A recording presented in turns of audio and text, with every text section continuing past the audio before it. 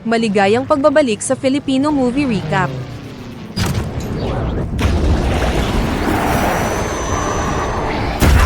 Ikukwento ko sa inyo ang isang romantic war drama film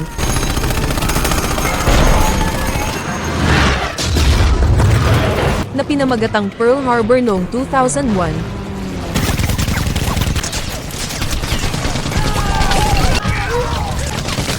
Halina't panoorin natin. Noong 1923 sa Tennessee, sina Rafe at Danny ay naglalaro sa isang lumang sirang eroplano, habang nagpapanggap na mga sundalo noong World War I. Kasabay nito, pinapanood din nila ang ama ni Rafe na nagpapalipad ng kanyang eroplano sa paligid ng bukirin. Pagkalapag ng lalaki, ang mga bata ay pumuslit sa kanyang eroplano upang magpatuloy sa paglalaro, para lang ma-activate ito nang hindi sinasadya. Nagpanik ang mga bata habang umuusad ang eroplano nang walang kontrol sa loob ng ilang minuto, ngunit sa kabutihang palad ay napatigil nila ito sa gitna ng bukirin. Pagbalik nila, galit na kinaladkad ng lalaki si Danny at sinaktan siya dahil sa pakikipagkaibigan niya kay Rafe, na tinawag siyang tanga at hindi marunong magbasa.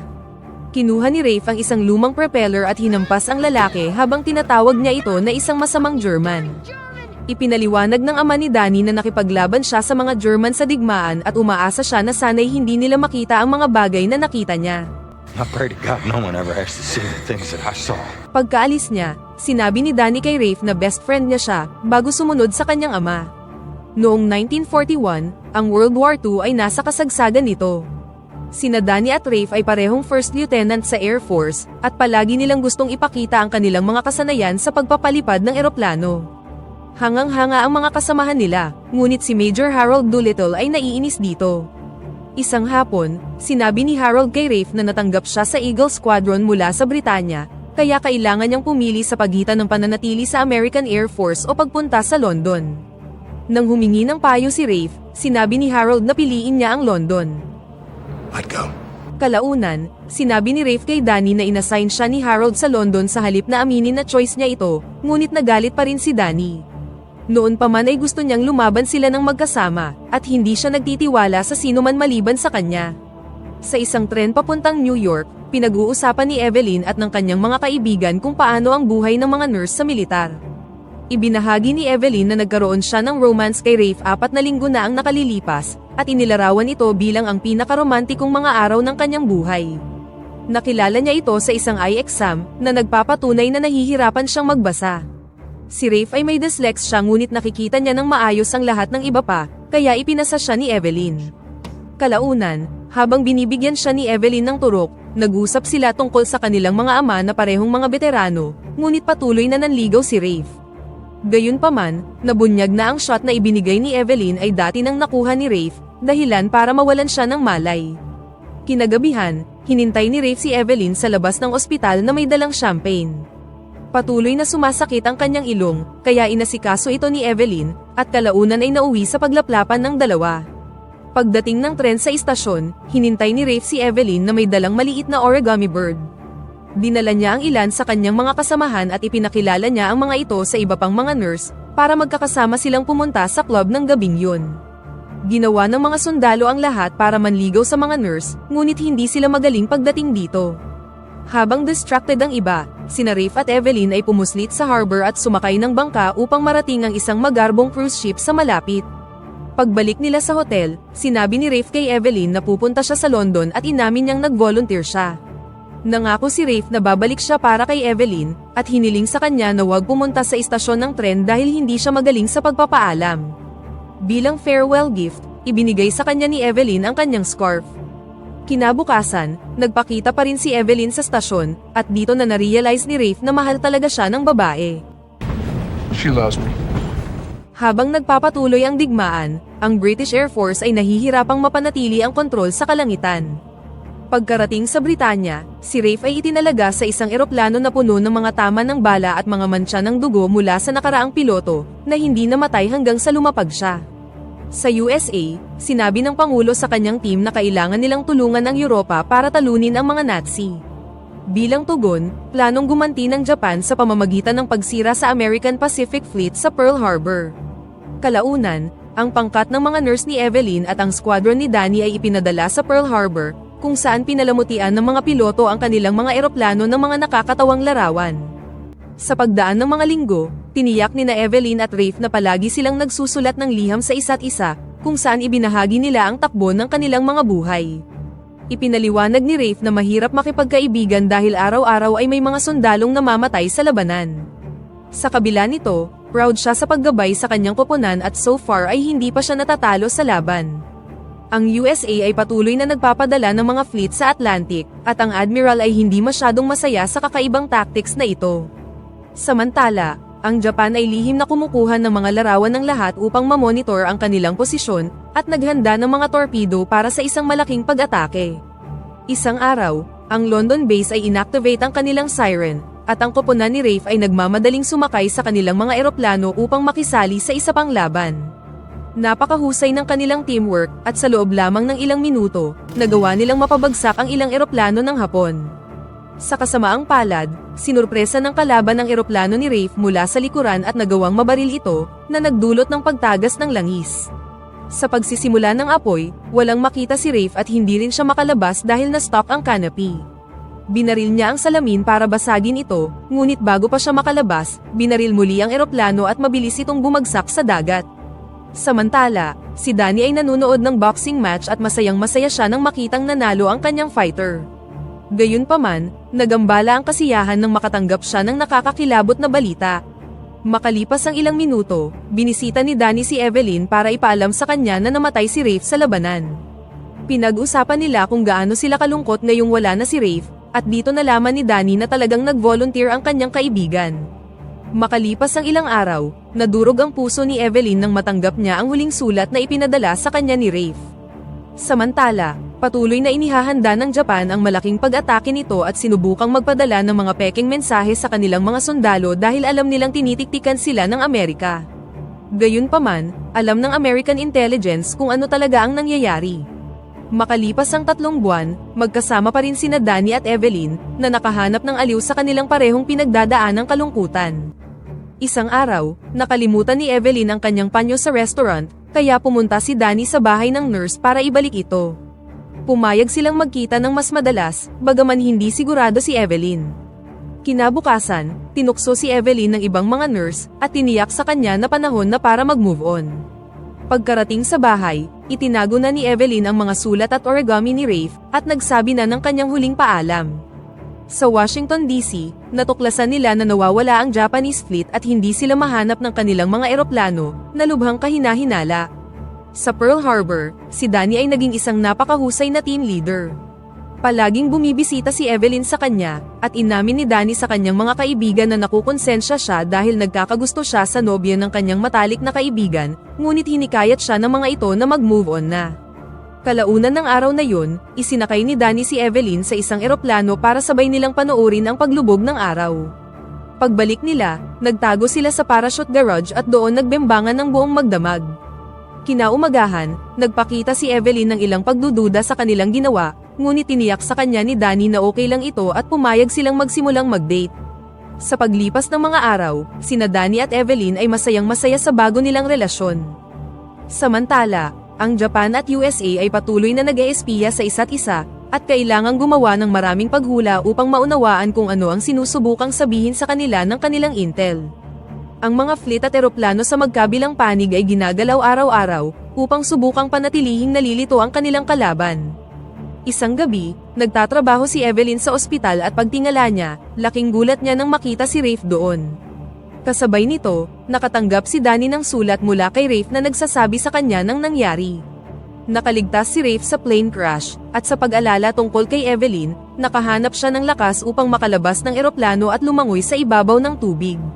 Natagpuan siya ng isang French fishing boat at nanatili siya sa France para doon magpagaling. Ang umiiyak na si Evelyn ay sinubukang halikan si Rafe ngunit umatras siya, nang makaramdam ng labis na konsensya. Sa sandaling yun, natagpuan sila ni Danny, at lumayo si Rafe nang ma-realize kung ano talaga ang nangyayari. Hindi nagtagal, pumunta si Rafe sa bar upang muling makipagkita sa kanyang teammates at ibahagi sa kanila ang kanyang karanasan. Nang dumating si Danny, gumawa si Rafe ng mapanuksong toast sa kanyang pangalan. Nabuo ang isang pagtatalo nang ipaalala ni Danny kay Rafe na akala niya ay patay na siya, ngunit sa tingin ni Rafe ay pinagtaksilan pa rin siya ng kanyang kaibigan at bigla siyang sinuntok. Sinubukan ng iba pang mga sundalo na paghiwalayin sila ngunit wala itong epekto, at ang dalawa ay patuloy na nag-away sa loob ng bar. Hindi nagtagal, dumating ang mga pulis at ang lahat ng nasa bar ay nagtakbuhan palayo. Sina Rafe at Danny ay sumakay sa isang sasakyan at nagmaneho palayo, hanggang sa makakita sila ng isang lugar kung saan pwede nilang pag-usapan ang mga bagay-bagay ng mahinahon. Nais ni Danny na magkaayos na sila, ngunit hindi makita ni Rafe kung paano maibabalik sa normal ang mga bagay-bagay. Kinaumagahan, sa wakas ay handa na ang Japanese Army na ilunsad ang pag-atake nito. Nakatanggap ang American Army ng mga mensahe na nagsasabi sa kanila na hindi naging matagumpay ang peace talks, at sinira din ng Japan ang lahat ng kanilang mga coding machine. Ilang sandali pa, napansin ng mga sundalo ang isang makapal na ulap ngunit sa tingin nila ay napakalaki nito para maging mga eroplano.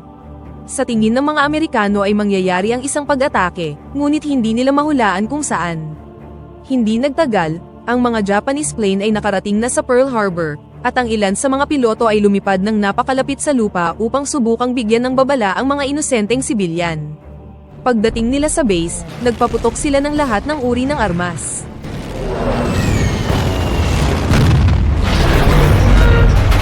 Nagulat ang lahat at kinailangang tumakbo sa gitna ng mga pagsabog upang i-organize ang isang counter-attack. Sa parehong oras na yun, sina Danny at Rafe ay nagising sa sasakyan at agad na umalis para sumama sa kanilang team. Sunod-sunod na sumabog ang mga barkong Amerikano kasama ang buong squadron sa loob, at napakaraming tao ang namatay mula sa mga pag-atake. Ang mga nakaligtas sa torpedo ay pinaulanan ng mga bala, upang matiyak na walang maiiwang barko ang gumagana. Sa bahay ng nurse, nakita ni Evelyn ang mga pag-atake at sinabihan ng kanyang mga kaibigan na magtungo agad sa ospital. Habang tumatakbo sila sa mga lansangan, marami rin sa kanila ang napatay. Pinaputukan ng mga Japanese plane ang mga gusali, at tiniyak na mapatay ang mga sundalong nasa higaan pa rin. Tumambak ang mga bangkay sa buong harbor, at maraming sundalo ang nagdalamhati ng mamatay ang iba sa kanilang mga kasamahan. Ang mga survivor sa ilang nakaligtas na barko ay gumanti ng putok at nagawang mapabagsak ang isa o dalawang eroplano, ngunit malinaw na dehado sila sa laban.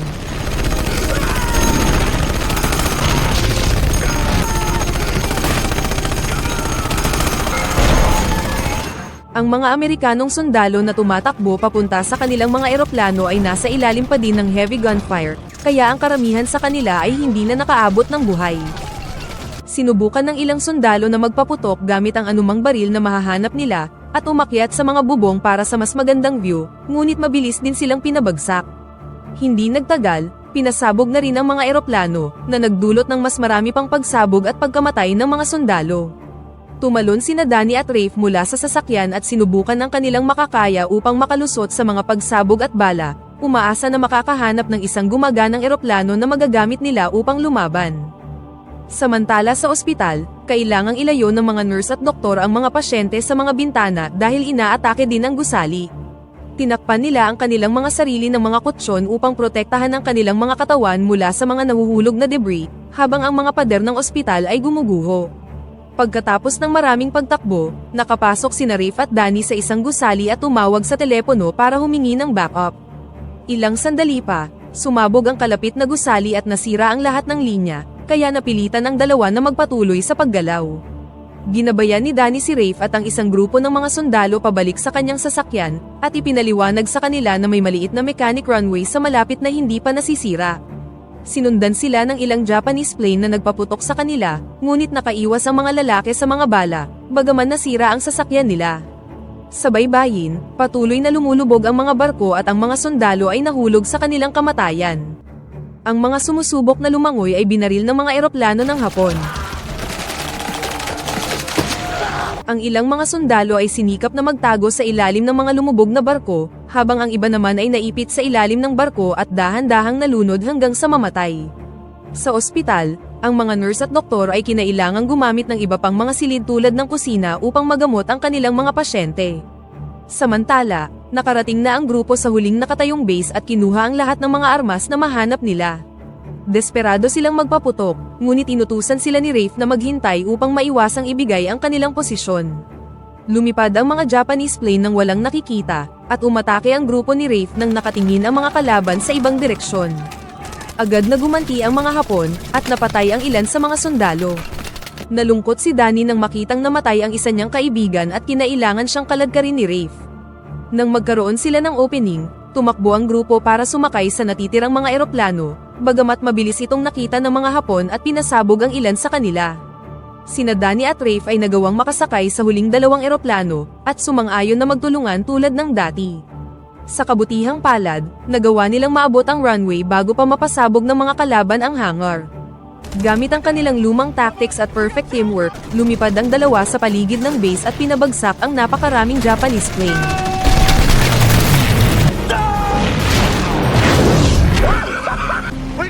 Ang mga sundalo sa ibaba ay nagbigay ng backup at pinabagsak ang mga eroplanong Hapon na tumatangkang tumakas. Hindi nagtagal, ang duo ay nakarating na sa harbor, at ang teamwork ni Danny at Rafe ay matagumpay na natalo ang ilang Japanese plane.